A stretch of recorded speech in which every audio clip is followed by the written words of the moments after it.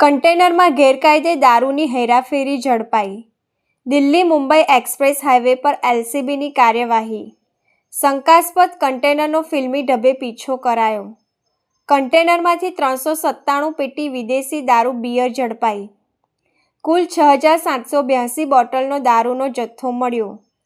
દારૂના જથ્થાની કિંમત ₹51.91 લાખ. ₹10 લાખનું ટાટા કન્ટેનર પણ કબજે. કુલ ₹61.91 લાખનો મુદ્દામાલ જપ્ત. એલસીબીની કાર્યવાહીથી દારૂના હેરાફેરી કરનારાઓમાં ફફડાટ. કન્ટેનર ચાલક કન્ટેનર મૂકી ફરાર થયો.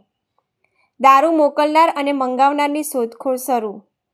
વડોદરા ગ્રામ્ય એલસીબી અને કરજણ પોલીસની તપાસ. સમગ્ર નેટવર્ક સુધી પહોંચવા પોલીસે તપાસ તેજ કરી.